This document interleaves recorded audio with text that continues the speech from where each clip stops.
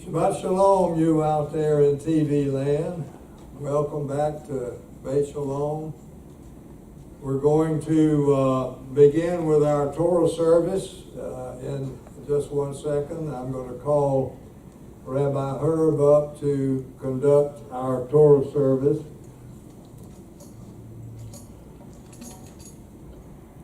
And then Rabbi Herb will be giving our message today. So, welcome to our service today. Rabbi, would you come up?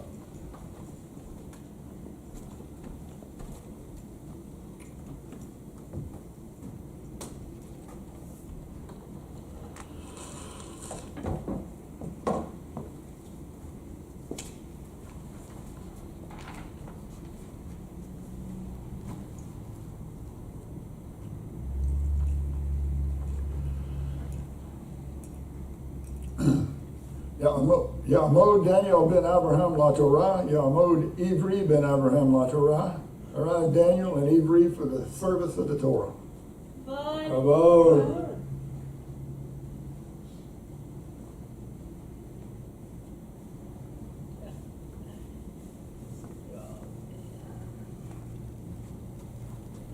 Everybody together. Ein kamo Elohim Adonai, ve'ein k'ma'aseika, malkutika malkut kol olamim, u'mimshaltika b'kol dor v'dor. Adonai melech, Adonai malach, Adonai imlok, Le'olam vayed, Adonai oz le'mo yetein, Adonai yivarek, et amo v'shalom. Everybody stand, please.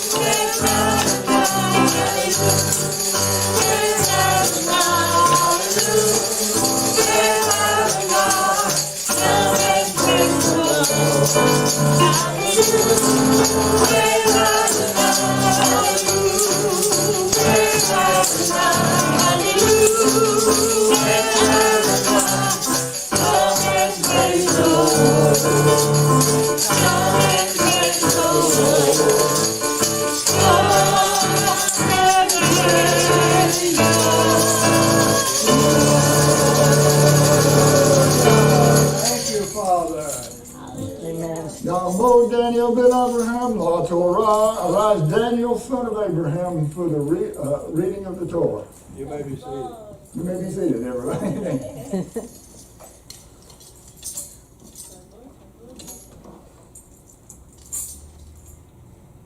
Baruchu el Adonai HaMevorach. Baruch Adonai HaMevorach le'olam va'ed. Baruch Adonai HaMevorach le'olam va'ed. Baruch atah Adonai Eloheinu melech haolam asher bachar banu michol ha'amin v'natan lanu et Torato. Baruch atah Adonai Noten HaTorah. Amen. Vayimer Adonai el Moshe lemor, naso et rosh b'nei Gershon gam him levet avotam lemishpokatam meben Sheloshim Shana V'ma'ala Ad Ben Kamashim Shana Tifkod Otam.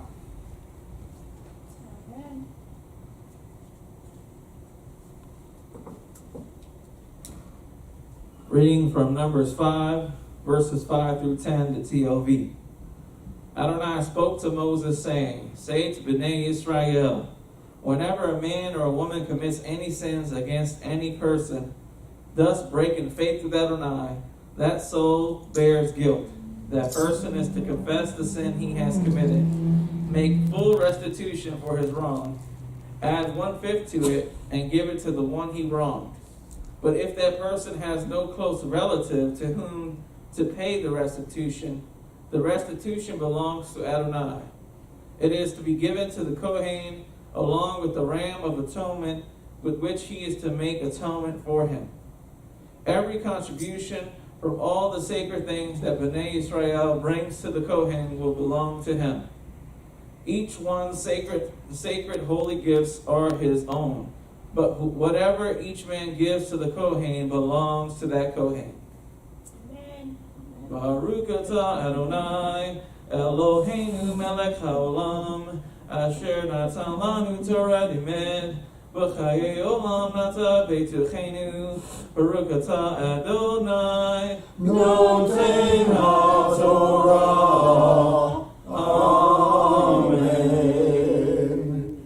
Everybody stand, please.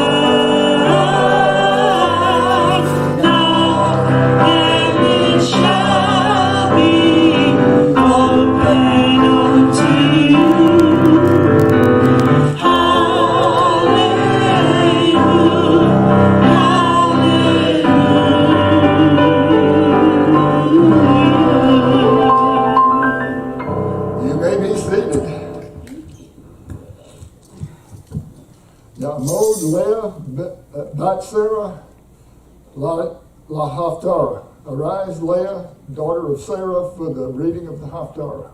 Kavod.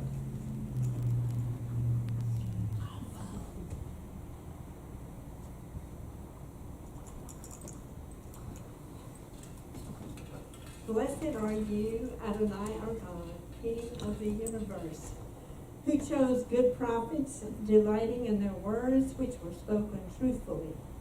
Blessed are you, Adonai, who chose the Torah, your servant Moses, your people Israel, and the prophets of truth and righteousness.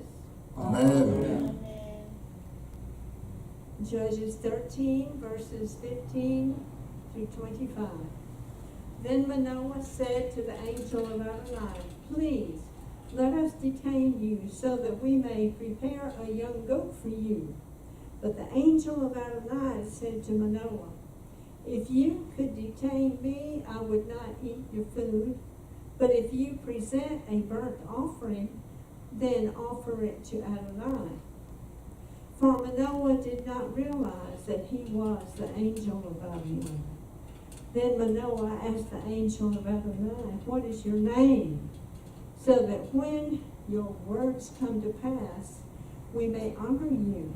But the angel of Adonai said to him, why do you ask for my name? It is wonderful. Manoah took the young goat with the meal offering and offered them on the rock to Adonai. And he did something wonderful as Manoah and his wife were watching. For it came about when the flame went up from off the altar toward heaven, that the angel of Adonai ascended in the flame of the altar. Manoah and his wife were looking on. They fell on their faces to the ground. But the angel of Adonai appeared no more to Manoah or to his wife. Then Manoah realized that he was the angel of Adonai. Manoah said to his wife, we will surely die because we have seen God. But his wife said to him, if Adonai had desired to kill us, he would not have accepted a burnt offering and a meal offering from our hand, nor would he have shown us all these things, or let us hear such things as this time. Then the woman bore a son and called his name Samson. So the boy grew up, and Adonai blessed him. The Ruach Adonai began to stir him in Mahane Dan, between Zoah and Eshtaol. Blessed are you, Adonai, our God, King of the universe, rock of all worlds, righteous in all generations, the Almighty, the faithful one, who says and does, who speaks and fulfills. For all his words are true and right. Dependable are you, Adonai, our God, and dependable are your words. For not one of your words has ever returned unfulfilled, for you are the Almighty, a King who is dependable and merciful. Blessed are you, Adonai, the Almighty, all of whose words are dependable. Amen.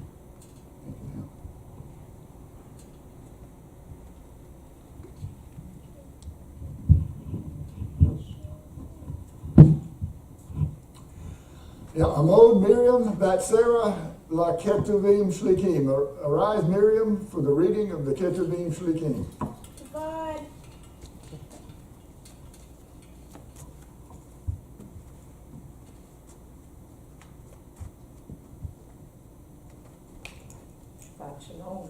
Shalom. Blessings are you, Adonai, our God, King of the universe, who gave us the words of Messiah, Yeshua, and the words of his emissaries. Blessed are you, Adonai, who gives unto us the writings of the emissaries. Amen. 1 Corinthians 5, 1-8. It is actually reported that among you there is sexual immorality, and such immorality as is not even among the pagans, that someone has his father's wife, and you are puffed up. Shouldn't you have mourned instead, so that the one who did this deed might be removed from among you? For even though I am absent in body, I am present in spirit. I have already passed judgment on the one who has done this thing, as though I were present. When you are gathered together in the name of our Lord Yeshua, I am with you in spirit. With the power of our Lord Yeshua, you are to turn such a fellow over to Satan for the destruction of his fleshly nature, so that his spirit may be saved in the day of the Lord Yeshua. Your boasting is no good. Don't you know that a little hummus leavens a whole batch of dough? Get rid of the old hummus, so you may be a new batch, just as you are unleavened for Messiah. Our Passover lamb has been sacrificed. Therefore, let us celebrate the feast, not with old hummus, the hummus of malice and wickedness, but with unleavened bread, the matzah of sincerity and truth. Amen. Blessed are you, Adonai our God, King of the universe, who gave us your true instruction and planted everlasting life in our midst. Blessed are you, Adonai, who gives unto us the words of Messiah Yeshua and his emissaries. Amen. Amen. Amen.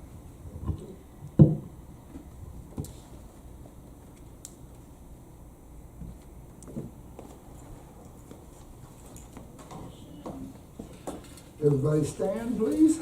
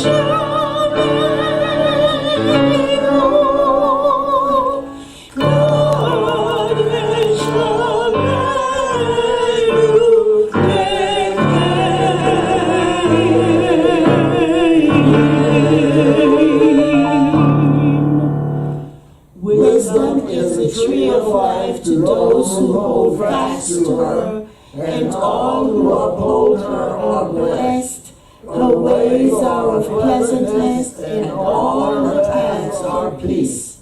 Cause us to be turned to you, Adonai, and we shall return. Renew our days as of old. Amen.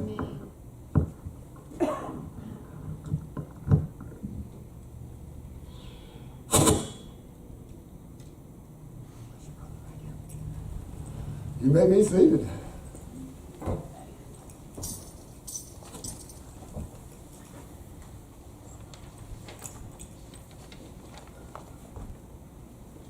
We're going to adjust the camera.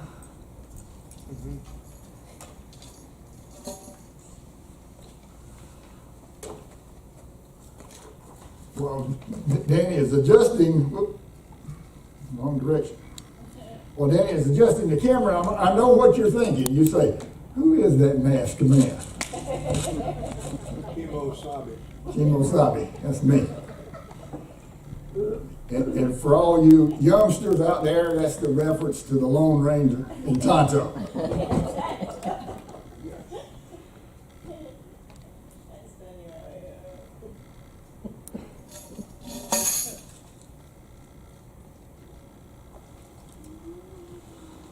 Amen. Praise Adonai. Amen. Our Parsha is Naso. Naso means, I'll get to that here, lift or to carry or to take. Is a command is take the heads or count the number of the children, and the census is in Numbers 4:21 through 49 is taking a census of the sons of Levites. There were three tribes. They're Kohath, they're Gershon, and Merari, and they were the sons of Levi. Aaron, I believe is correct, is he was a descendant of Kohath, but his family was separated to be the priests. Well, the three tribes had specific assignments. God separated Levi for his purpose. One of the reasons why he did that is because Levi and Simeon, when the man at Shechem raped their sister, they got angry and they went in and tricked them all into being circumcised. And then when they were sore, they all went in and killed them all. They destroyed them all. And because of their anger, Jacob promised to separate them. And part of the result of the separation was that the Levites were separated to be ministers in the tabernacle and ultimately the temple of God. So out of a bad, this is the way God always works. Out of a bad situation, God brought about a blessing. And of course we read when they were made the golden calf and they were doing the wicked celebration around the golden calf, the Levites separated themselves from that, and as a result, they were the ones that God chose to kill those that had sinned, and so they were dedicated to Adonai, and so this census here is to tell how many there were of Gershon and Merari. The census for Kohath had been taken. This starts in Naso starts in Numbers 4:21.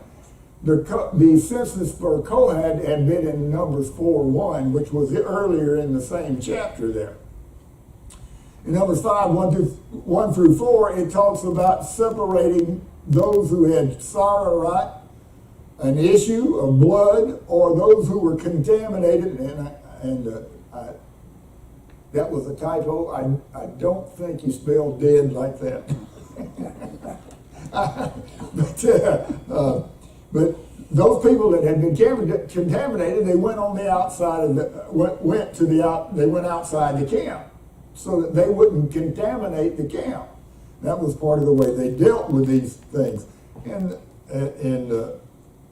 that way the infection was not passed on. I have no idea what all God's reasons for doing that particular thing, but that was one benefit of them being separated, is it didn't pass on the infection. In Numbers 5 through 8, it talks about a person making restitution when they had sinned against their brother or sister in Adonai. In Numbers 5:9 through 10, it talks about the contributions for the Kohen.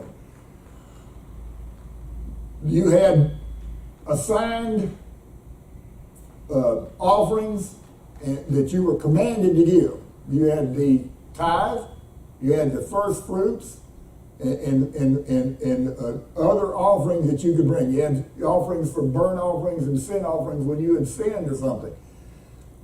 There were also contributions that people gave just to give to the priests, so that they're supplying for the priests because they loved God. They wanted to contribute to those who served in God's house, and so they would contribute to the priest.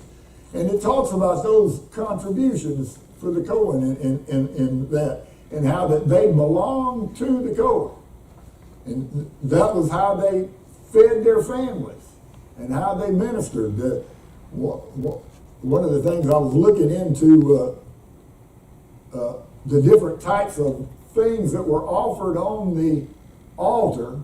There's all kinds of things. You know, you got oxen and female cattle. You got goats and calves and sheep. They offered flour. They had a wine offering. They poured out. You had unleavened bread that was on the altar. The unleavened bread couldn't be offered without salt, so it was altered. They offered frankincense talking about the altar of sacrifice, not the incense altar. They put frankincense on the flour offering and burnt that as a memorial. And then the priest got the remainder of the flour to eat. That was his God. All that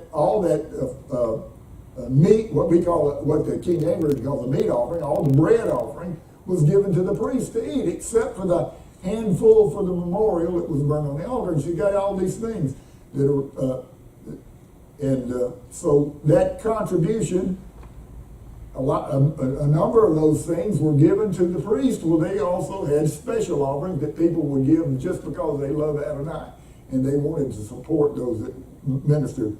Then it talks about the jealousy ritual, and of course we've talked about that number. I've talked about it myself, and I don't understand everything, but I know this was the case where a husband was jealous over his wife, but he wasn't sure.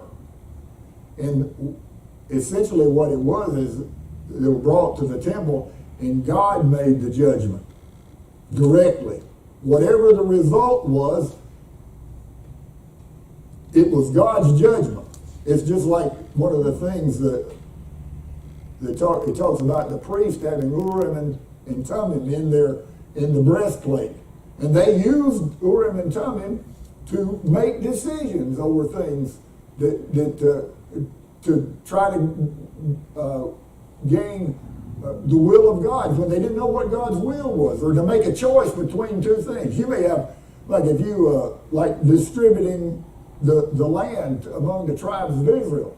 A large portion of that, what they got, was done by lots. They cast lots. I'm assuming that that's essentially what the Urim and Thummim were special articles. I don't know this, but I'm speculating based on what I've read. That there were special items that used to cast lots to make decisions to determine what God's will was. Saul did that. You remember when they were in battle, and Jonathan put his staff in the honey and ate, and Saul had placed a curse on the people if they ate anything. Well, Jonathan wasn't around when that curse was about, and so he ate, and so that God was not answering Saul because of the sin. And so what Saul did is he had lots cast between him and Jonathan stood on one side and the people stood on the other, and God says, it is the people or is it me? Is it my leadership? And the lot fell on Saul and Jonathan. And then he said, well, which one of us? And so they cast lots between him and Jonathan. And the lot decided Jonathan. And Jonathan was the one. He had not been around when his dad made the commandment and he missed the commandment. Of course, the people saved Jonathan from being killed. But if Saul had kept what he said he was going to do, he would have ended up killing his own son, because he had broken the commandment that's all charged by God, that they not eat anything. It was a bad decision, but it was still a decision that he had charged them by God not to eat. In other words, they would have been a lot better off had everybody been eating. And of course, Jonathan said that essentially. But they cast lots, and so this jealousy ritual was the way God decided between a husband and his wife. That you think about that. I've heard stories about jealous husbands that would be angry with their wives with absolutely no evidence, the wife was totally innocent, but yet because of their jealousy, they were awful. And God would make a decision here. If that woman was totally innocent, then she would be free. And not only that, it says that if she was free, then her husband had to let her have children. And one of the things, her husband would cut himself off from relations with his wife so she couldn't have children. He was charged, he was commanded that his wife, when God says she's innocent, you've got to give her what you owe her as your wife and give her children. But if she was guilty, her husband didn't even have to raise a hand. She drank the bitter water and it caused her belly to swell and her thigh to rot, it says. And so God made the decision. It wasn't a man's choice. Whatever happened was God's will. Okay? And number 6, 1 through 21, it talks about the Nazarite Vow, where a person dedicated themselves to God, and then they also promised an offering to God at the end of their Nazarite Vow. And it's a special thing where you wanted to separate yourself for some purpose to God's work, to God's will, and to serve Him. And then, of course, we sang the song, the Aaronic benediction, the priestly blessing, in number 6, 22 through 27, where God put His blessing upon His name. It put His name upon the people. And the thing that I think here in regard to Aaronic benediction and God's blessing and God's care over the people of Israel, God doesn't give a specific thing. It doesn't say you to give to the people food, though that was a blessing. It doesn't say I'm giving to you healing. It says I'm giving you God's presence with you, His name upon you. He's looking toward you and caring for you.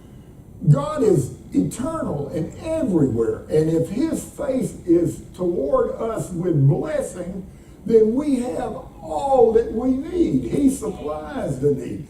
He sends away the sickness. He sends away the poverty. He blesses us with blessings. The thing we want to do is to David said, one thing I ask the Lord, that I may dwell in the house of the Lord forever. That's my desire, that I might be in your presence, because if I'm better as one day in thy courts than 1,000 anywhere else. Amen. The presence of God. And that's what the Aaronic bit. God turns His face toward you. He sees you. He sees your difficulties. He sees your sickness. He sees your poverty. He sees whatever you have, and He's watching you, and you can trust Him to take care of you. Now, one of the things we like to do is we like to forget that God is watching over us, and so we worry. But we need not worry when God's face is toward us, and He's watching us. We want His name. We want His name to be upon us. Yeshua said to His disciples, they went out and they cast out demons, and they came back rejoicing. The demons are subject to us. He says, don't rejoice that the demons don't rejoice that the demons are subject to you. He says, don't be glad about that. He says, be glad that your names are written in heaven. Amen. Your name, that's the thing to be concerned about. I want to please God. I want to love Him with my heart. I want to serve Him with my heart. I want to have His blessing, whatever it be, whether it be little or much, whether it be in life, as Paul said, in life or in death. I want it to be His blessing. I want to, blessed are those which are persecuted for righteousness. Those who perish for the name of God have a great reward in heaven, in the kingdom of heaven. God blesses them. And so that's what I want. If I can suffer in this life, as Yeshua said, for the joy that was set before him endured the cross, endured the stake. He died. And said, wherefore God hath highly exalted him and set him on the right hand of God. Amen. If we endure the things God brings into our life every day, then God will bless us and watch over us and keep us, and we have an eternal reward in the kingdom of heaven that won't pass away, that doesn't fade away, that where moth and rust don't corrupt, and thieves don't break through and steal. And then in Numbers 7:89, this is just one verse, but it's an interesting verse. Moses speaks with Adonai and hears him from the ark, from above the ark cover. So I couldn't find here. It didn't get an explanation whether Moses actually went into the Holy of Holies to speak with Adonai, or whether he was standing before the curtain. I never can remember the paroket. We're standing in front of the paroket and speaking with God. But God, the ark was there in the Holy of Holies, and God spoke to him from above the mercy seat on the Ark of the Covenant. And God spoke directly with Moses. Face to face, as you will. Moses, the scripture says Moses was different than all the other prophets. He said, I'll speak with some people in dreams, in visions, but not so with my servant Moses. I will speak to him face to face. And God did. Why did God do this? God said, when God called down from Mount Sinai, and he spoke out loud to Moses. Why did God say that he did that? He said, so that they will believe you forever. Amen. God wanted us to believe his word, that his word was eternal, and what he gave to Moses was eternal, and that it would not take heaven and earth, as Yeshua said, heaven and earth won't pass, not one jot or one tittle until all be fulfilled. Mm-hmm. And my question is, for those people that said Yeshua fulfilled it and it's passed away, my question was, he says the Torah of the prophets won't pass away until all be fulfilled. And they said, well, he fulfilled this thing. I said, well, let me ask you a question. Does the Torah and the prophets say anything about Messiah's second coming? Does it prophesy the second coming? Oh, yeah. Oh, yeah, it's there, clear. Has that been fulfilled yet? No. So it ain't passed away yet, because it hadn't all been fulfilled yet. Not one jot or tittle. The census of Gershon and Merari here it was a census of all those from 30-year-olds to 50 that would be eligible to work in the tabernacle. He wasn't looking for soldiers. The soldiers, the census of the people, the tribes, were from 20-year-olds to 60. People in the army served from 20 to 60. That's when they were eligible to serve. And so one of the things when God said that those people that had rebelled against God and wouldn't believe him were to die in the wilderness, that those people that were of 20 years old and older, anybody under 20 lived through could possibly live through the wilderness journey. It was those that were old enough to serve in the army that refused. God says go up and fight, and they wouldn't do it. They wanted to go up and possess the land. He said they didn't want to do it. So God said, okay, in that case you're going to die in the wilderness. And so as a result, the census was Gershon and Merari.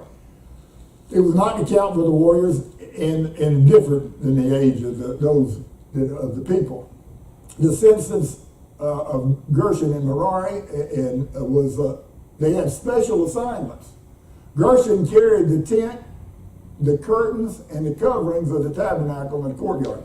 So the covering of the tabernacle, the curtains of the outer courtyard, that's what they carried. Merari's was the frames and the crossbars and the post. It was the hardware. Gershon carried the cloth, and Merari carried the hardware. I don't know whether you've ever thought about this, but the way the tent was held up is they made these boards, and this is just based on my reading of how big it was and my estimate. I don't think anybody knows. I don't know that anybody knows exactly how long the cubit was, but it was a cubit and a half. So I'm assuming they made boards about this wide. This is Herb's guesstimation. This is totally Herb's guesstimation. It's a scientific guess. About this wide, and they were about a handbreadth wide, thick, and they stood them. They made silver sockets. They were heavy silver items, and they set on the end upright in these sockets, and they put them side by side, and that was the wall of the tabernacle. And they hung the tent over the top of these wooden pieces. The way they kept them from together is there was a hole drilled from side to side of each one of these boards, and they took a bar and stuck it down the hole to keep them together, and so forth. And then on the outside of where the border of the courtyard, they had poles, and they hung curtains on these poles to separate the tabernacle from the camp. And so you had the courtyard. In the courtyard was the altar of burnt offering, and between the altar of burnt offering and the tabernacle was the laver where the priests washed themselves. And so Merari carried these crossbars and boards and bases.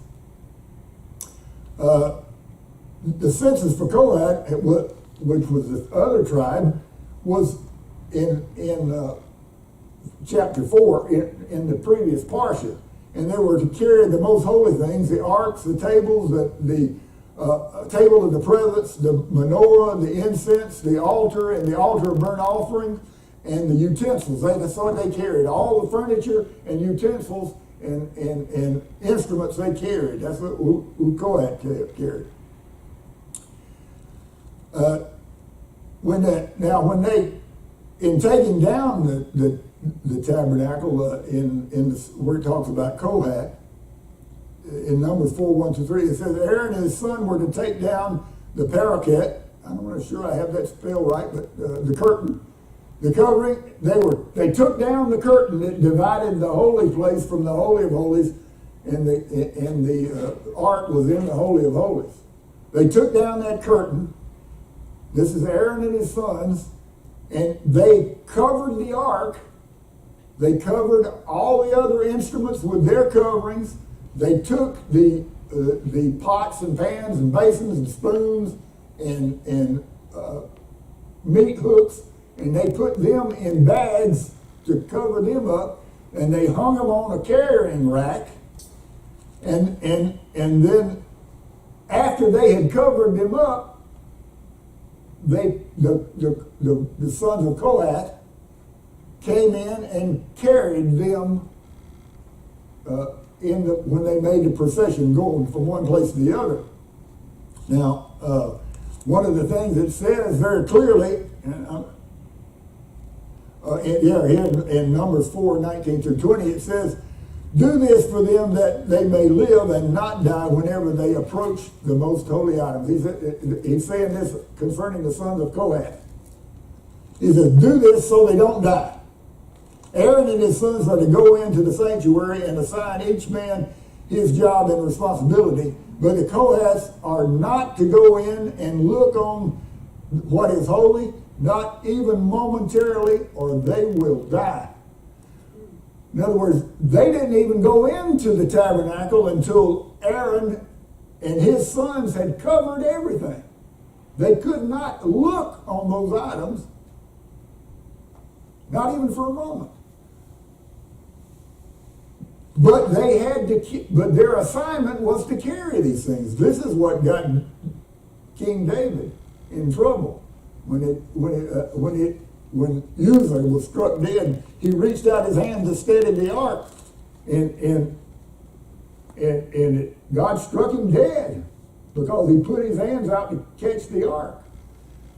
The problem was that the assignment to carry the ark was not to be on a cart. David had put it on a cart. The Philistines sent it back on a cart. Well, David just kept on going and forgot to go check out what God wanted done, and so he put it on the cart. And that shouldn't have been done.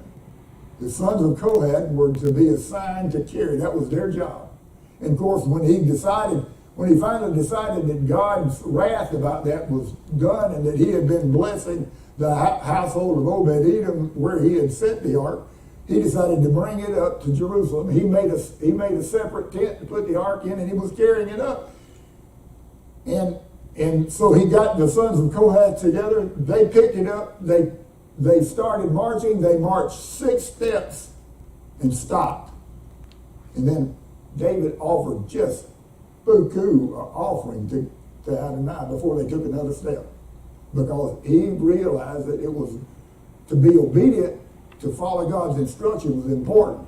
And so he was praising God and glorifying God by what he did there. He had learned his lesson the hard way, but he learned it. The gifts of the service,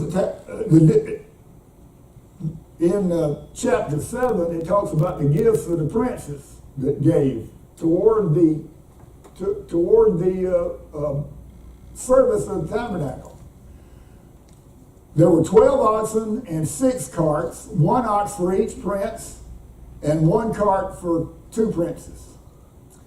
They gave plates, but I didn't list them out in order, but they all is exactly the same offering for every prince, all 12. And they gave plates and basins.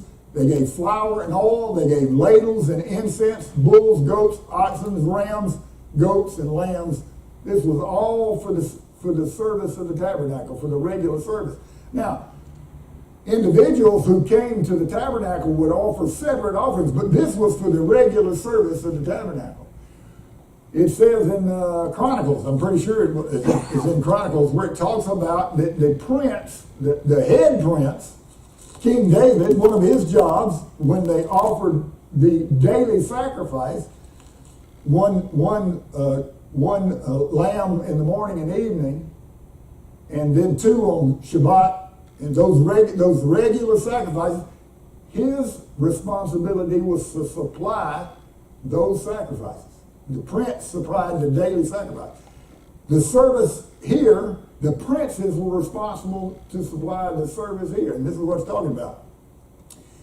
One tie-in I found here, and I don't know why this is interesting to me, but it is.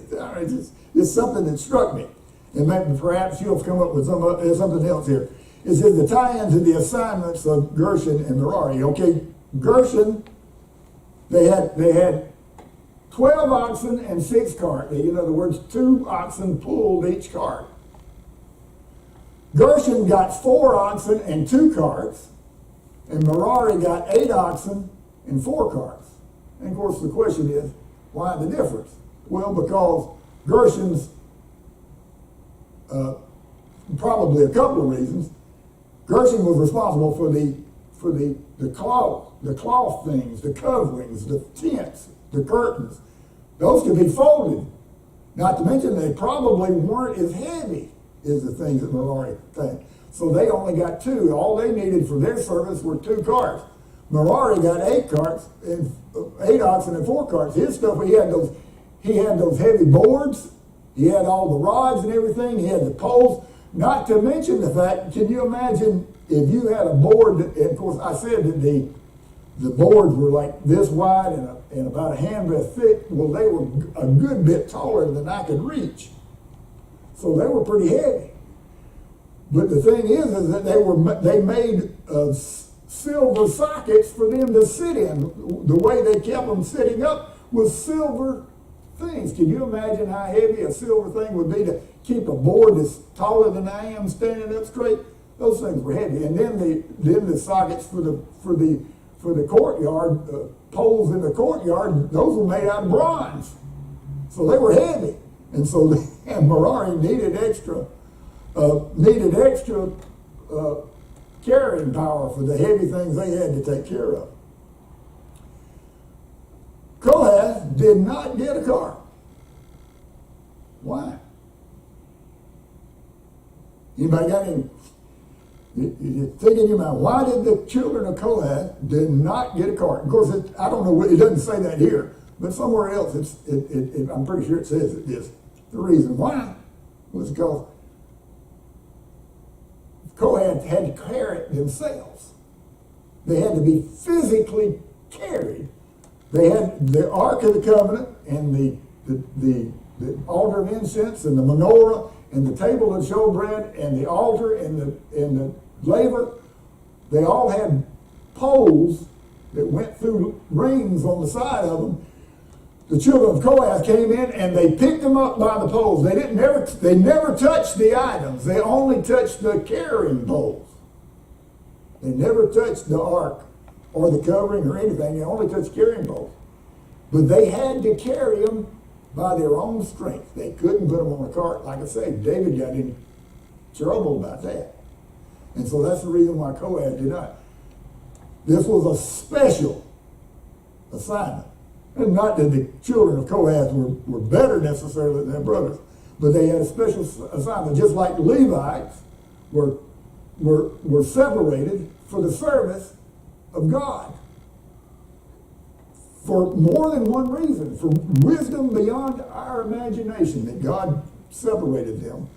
And because of their Levites' personality and the things that he taught his children and his tendencies, God had to separate him and Simeon. We don't want to get these two boys together because they get into trouble when you put them together in one plot. But when they were separated because of their zeal, they were separated unto God. They did a wonderful work. And Kohath had for some special reason, God chose the children of Kohath to carry the articles. And this, of course, the fact that they carried them and didn't put them on wagons showed just how holy and how important these articles were. And it talks about the purity in the camp. Those with Sarat, a discharge, a bloody discharge, which was something unusual. This was not something normal.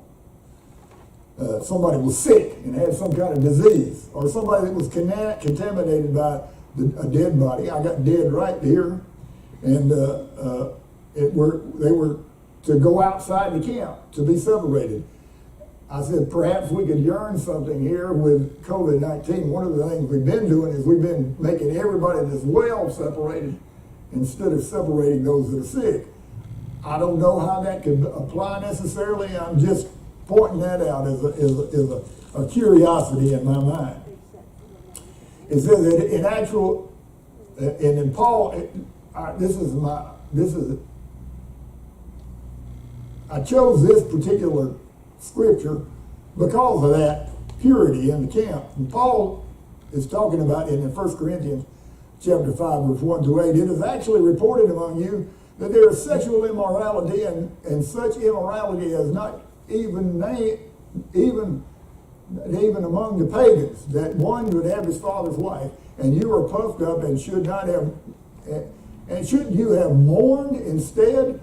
So the one who did this deed might be removed from among you. And one of the things I like to point out when we read this thing, the purpose of the whole book of 1 Corinthians, and Rabbi's talked about this, and he is dead on the money. We have to resist division between our brothers and our sisters.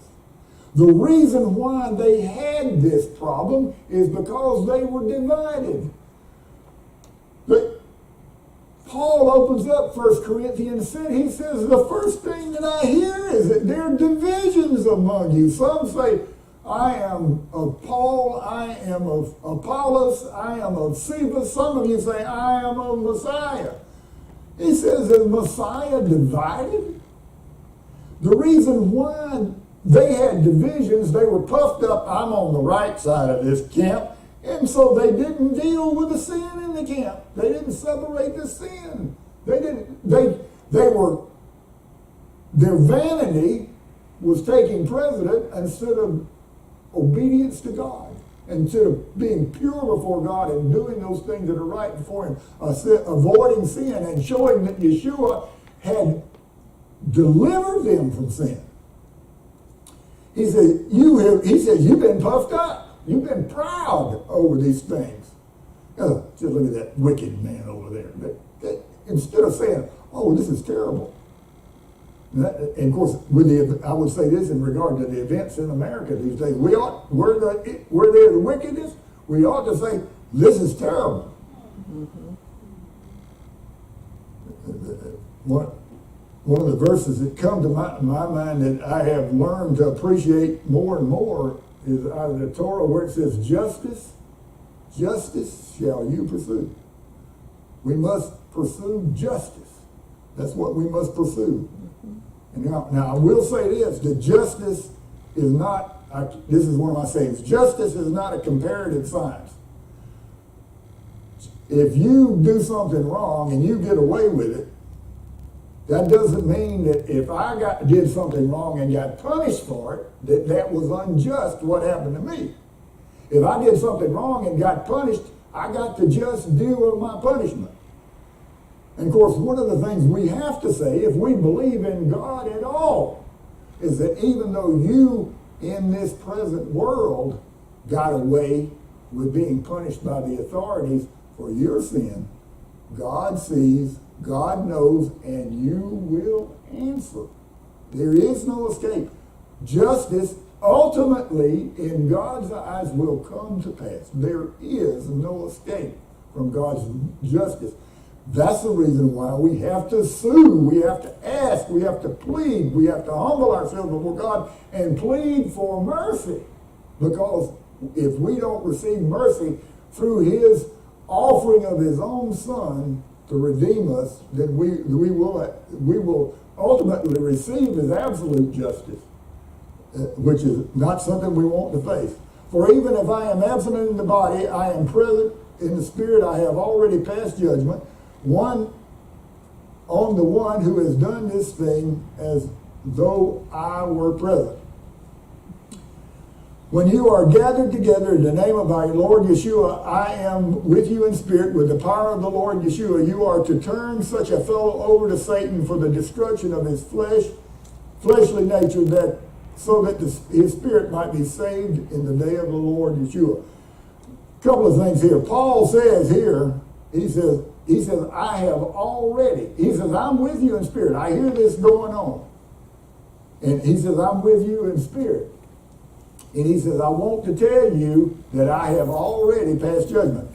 When we hear the verse taken out of context in Matthew chapter 5, judge not, chapter 7, in the Sermon on the Mount, judge not lest you be judged. And to say, see, we're not supposed to judge. I heard somebody the other day, I really like him, but I'm telling you, he's absolutely wrong. He says, what Yeshua is saying, judge not lest you be judged, that is none of your business. Just read the next 3 or 4 verses. It is my business. The reason why Yeshua is telling us not to judge, we don't judge when we are guilty of this. He said, if you've got this beam in your eye, how are you going to help your brother cast out the little speck in his eye? You cast out the beam in your eye. Why do you cast out the beam out of your own eye? So that you can sleep clearly to help your brother get the mote out of his eye. It is my business. I wanted to say to that guy, man, I wish I could. He's one of these commentators.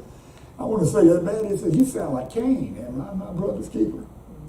And I want to, just in case anybody doubts what that scripture is saying, am I my brother's keeper? The answer is yes, 100 times, yes, you are your brother's keeper. Don't be like Cain. He says, you are to turn the fellow over to Satan for the destruction of the fleshly nature, so that the spirit may be saved in the day of the Lord, Yeshua.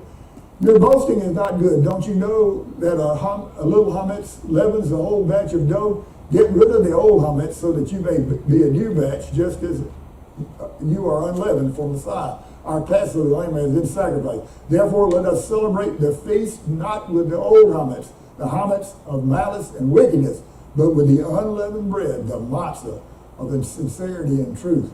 And I don't know how you could say amen any louder than that. And then, of course, one of my main points, which I probably don't know too long already, but the restoration when somebody has sinned against another person. He said, Adonai spoke to Moses saying, say to Bnei Israel, whenever a man or woman commits any sin against any person, thus breaking faith with Adonai, that soul bears guilt. That person is to confess. First thing you do, if you've sinned against your brother, is confess the sin. One of the things I hear people that talk about their previous life, and they say, well, I did my wife wrong, or I did the brother wrong, but they've never, ever really confessed it. I sinned. Not only that, he says, you confessed against Adonai. You broke faith with Adonai when you sinned against your brother. It says so right here. You broke faith with Adonai when you sinned against your brother. He said, but people say, but they don't really confess. What I did was wrong. I committed adultery. I stole. I hated. Whatever. The first thing we have to do is we have to confess. We have to admit before God, I was wrong. Mm-hmm. Not only that, but before our brother. It says, that person is to confess the sin he committed and make full restitution for his wrong. We may not be able to make restitution in some cases, but this tells us what to do in case that person, let's say I sinned against somebody and this person is dead now, and there's no way I can get in contact with them to tell them I was wrong and to make restitution. Well, it tells us what to do in that case. But if that person has no close relatives whom to pay the restitution belongs to Adonai. It is to be given to the Kohen along with the ram of atonement, with which he is to make atonement for him. You confess, you give the restitution, and you give it to the Kohen, the priest, with the ram to make atonement for him.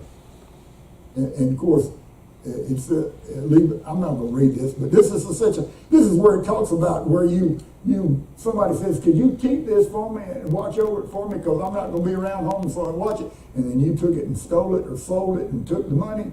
And this is one of the items, when you stole from your brother or you mistreated him, and this is in Leviticus 5, 20 through 26. That's in the, I was looking at this and I was switching back and forth from the King James Version to the Tree of Life Version. Not same verses. This is in chapter 5 in the Tree of Life version. It's in chapter 6, so you'll have to locate it. This is in the Tree of Life version here. It's Leviticus 5:20. But it tells those exact things. And of course, it applies to anything where we sin. We need to make restitution. And it tells about all those things. We have a little emphasis on this principle here. In Matthew 5:21 through 26, you have heard it was said by those of old, you shall not murder, and whoever commits murder shall be subject to the judgment. But I tell you that everyone with his anger with his brother shall be subject to the judgment. And whoever says to his brother, Reka, shall be subject to the council. And whoever says, you fool, shall be subject to fiery Gehenna. He says, therefore, if you present your offering to the altar and there remember that your brother has something against you, leave your gift before the altar and go first, be reconciled to your brother, and then come and present your offering. Yeshua is telling you to do exactly what it says in Nestle. First, you got to confess. Second, you got to restore. And then you come off of your guilt. God, unless you're willing to do what's right, take your offerings somewhere else. I don't want them. Make friends friendly with with your opponent while you are with him on the way. Otherwise, your opponent may hand you over to the judge, and the judge to the assistant, and you were thrown into prison. Amen. I tell you, you shall never get out of there until you have paid back the last penny. So this is restoration. And Yeshua said here, he was eating with the tax collectors. I'll just tell you what's going on. He went with Matthew, the tax collector, to eat with him, and they said he's eating with tax collectors and sinners. He says, you need to learn what it says. I will have mercy and not sacrifice. I didn't come to call those that were righteous. Let me rephrase that. Those that think they're righteous. But I came to call sinners, those that are willing to confess that they are sinners. Like the man in the temple, the publican in the temple that was stood at the back and wouldn't lift his head up to God, and he beat on his chest saying, Father, have mercy on me, a sinner. He went up justified. The guy says, I'm not like this guy. Didn't go up justified. So we need to be convinced. Shabbat shalom. Shabbat shalom.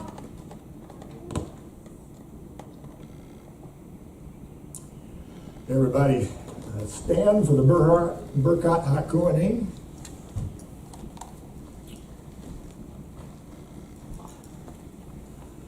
Adonai bless you and keep you. Adonai make his face to shine on you and show you his favor. Adonai lift up his face toward you and give you peace. Yivreka Adonai vayishmereka. Yair Adonai panav eleka vekuneka. Yisa Adonai panav eleka. Vayasim leka. Shalom. In the name of the Sar Shalom, the Prince of Peace, Yeshua HaMessiah. Amen. Shabbat Shalom. Shabbat Shalom. Shabbat Shabbat. Shabbat Shalom, Shabbat Shalom, Shabbat Shalom, Shabbat Shabbat Shalom, Shabbat Shabbat, Shabbat Shalom, Shabbat Shabbat, Shabbat Shalom, Shabbat Shalom, Shabbat Shalom, Shabbat Shalom, Shabbat Shabbat.